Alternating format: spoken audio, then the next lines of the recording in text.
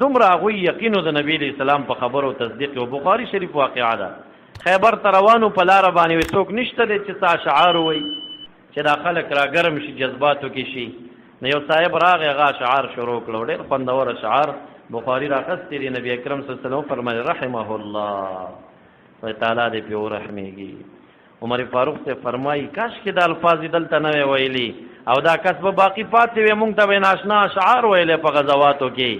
ولی صحابو ته پته وه چې نبی علیہ السلام به مخکې د چا باره کې رحمه الله وویل هغه به شهید کېده په دې غزا کې، او مغه شاعرو چې بیا ورغی په خیبر کې شهید شو. د بخاري واقعه ده. نبی اکرم صلی الله علیه وسلم چې څنګه اشعار واورېد رحمه الله، خدای دې پې ورحمېږي. نو دا اشارې هغه دته تکشف او د حالات کشف کېده د خپل امت او د صحابو. نو چې کله هلته غزوې ته هغوی لاړل نو زید صاحب جنډه لاس کې ونیو جهاد شروع شو. نبی اکرم صلی الله علیه وسلم د خپل کور نه راو دا ډېره فاصله لري، موته لري و، دی وساتلی نه و، دی مدینه منوره کې و. راووته په منبر باندې کېناست او صحابه کرام چې څوک پاتې و مسجد نبوي کې راغونډ کړله. مبارک وفرمایل چې اخذ الرایة زید فاصیب، جنډه حضرت زید لاس کې ونیوه فاصیب شهید. ثم اخذ جعفر فاصیب، حضرت جعفر ونیوه شهید. ثم اخذ ابن الرواح فاصیب، هغه ونیوه شهید. وعیناه تذرفان، سترګو یخ کې بادولې ژړلې. حتی اخذ الرایة سیف من سیوف الله، جنډه د خدای تعالی د تورې نه یو تورې لاس کې اوچته کړه. حتی فتح الله علیهم فتح فرالا، صحابه حیرانو چې دا به اوس څوکي چې څنګه هغوی راورسېدل. البدایه والنهایه دا واقعه راخلي وی چې هغه یو په دوی کې مخې ته راغی چې نبی علیہ السلام ته عرض کوي چې زه به تا ته واقعه بیان کما. رحمت عالم ته فرمایي ته یې بیانوې که زه درته بیان کړم، تاسو یې بیان کوئ. نبی علیہ السلام ټوله کیسه ورته تېره کړه. نو هغه ورته قسم خوري چې داسې دې بیان کړه لکه ته چې زمونږ سره وې، هېڅ هم نور نه دي پاتې شوي، همدغسې شوي وو. او بیا صحابه کرامو زر زر پوښتنې وکړې چې دا څلورمه جنډه چا اوچته کړه. هغوی ورته وویل چې خالد ابن ولید رضی الله تعالی عنه. نو کومو حدیثو کې چې دلته راغلي چې اخذ الرایة خالد ابن ولید، هغه روایت بالمعنا شوی دی. نه، اصل کې نبی علیہ السلام سیف من سیوف الله ویلی و، خو هغه خالد بن ولید نو چا د هغه نه تعبیر په دې سره کړی دی. دا هغه کشف ودته چې مدینه منوره کې د غزوې موتې تمام کشف ورته وشو. او دې کې مورخین دام راخلي چې نبی علیہ السلام دا وفرمایل چې اخذ الرایة زید وړاندې شه، بیا مخې ته لاړه. چې مخې ته لاړه وای شیطان ورته راغی او ورته وایي چې مړ کېږي، د هغه هېڅ لحاظ ونه ساته او پرې ورغی شهید شه. د جنت دننه کېدو کې هم هېڅ سستي رانغله.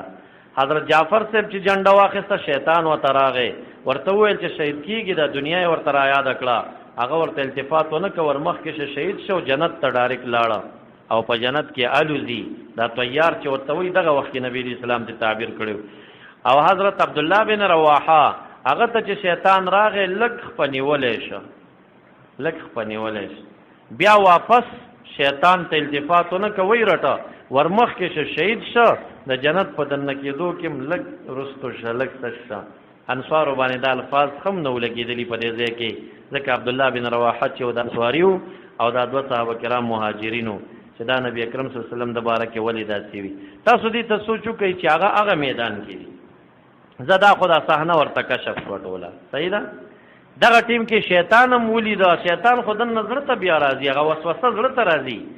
حضرت زید ته زړه کې وسوسه کوي، هغه هم نبي علیہ السلام ته کشف شو. بیا حضرت زید هغه ته جواب ورکوي، رټي دا شیطان او مخکې کېږي، هغه هم کشف شو. چې بیا مړ شه او متصل جنت ته ډایرکټ لاړه، هغه هم کشف شو. بیا دغه شان د حضرت جعفر، بیا دغه شان د حضرت زید، دا د عبدالله بن رواحه،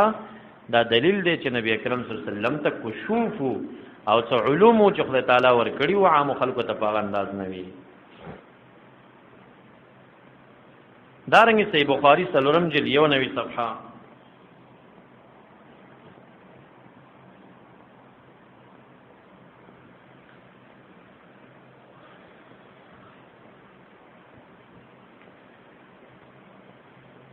عبداللہ بن عمر رضی اللہ عنہ فرمائی کان علی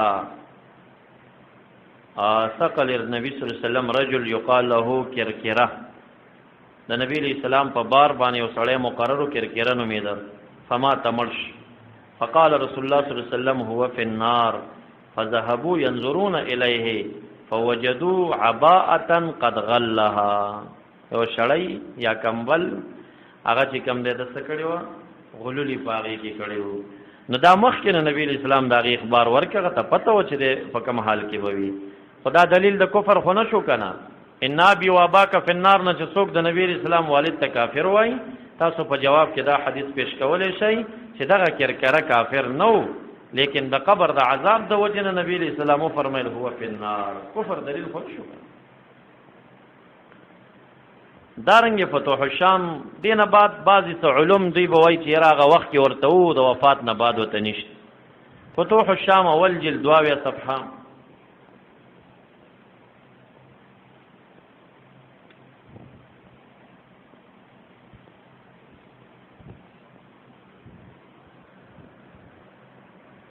د دمشق فتح وا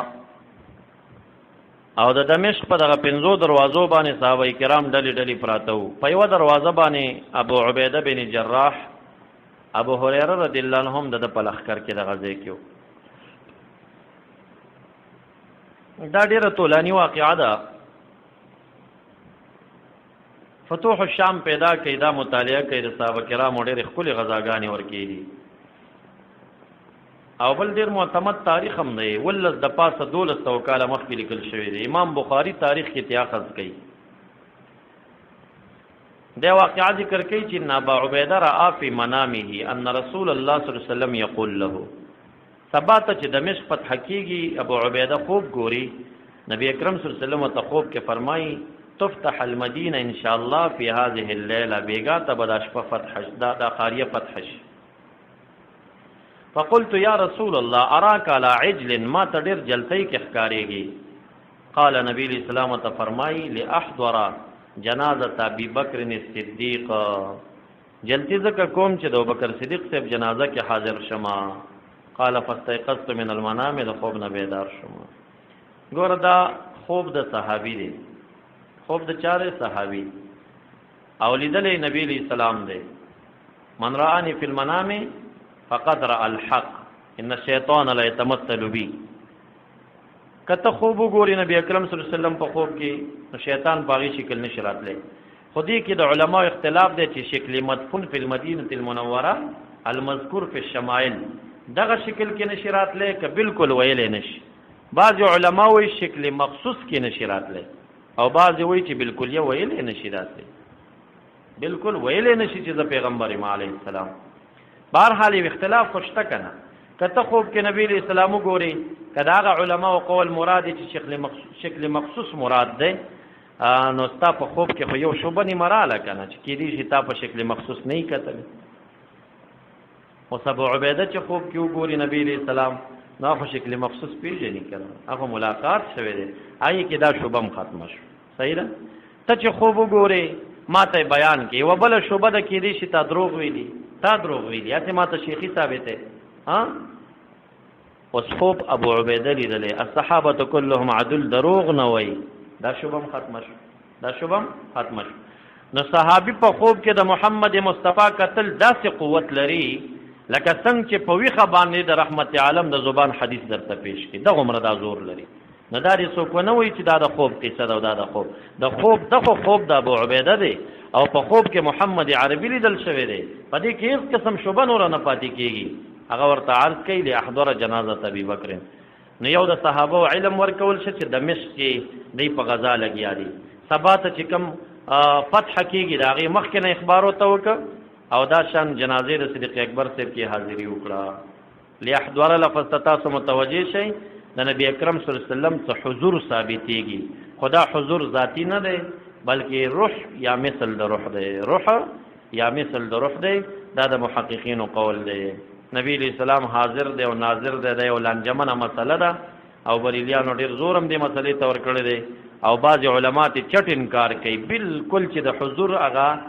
د روح د حضور قول دی کم کافر کوي دی نه هغه څه مکوه ځکه لاحضر جنازه ابي بکر د صدیق اکبر صاحب جنازې کې د نبی اکرم صلی الله علیه وسلم حضور دا په دې روایت ثابت دی اللهم صل على سيدنا مولانا محمد وعلى مسألہ دا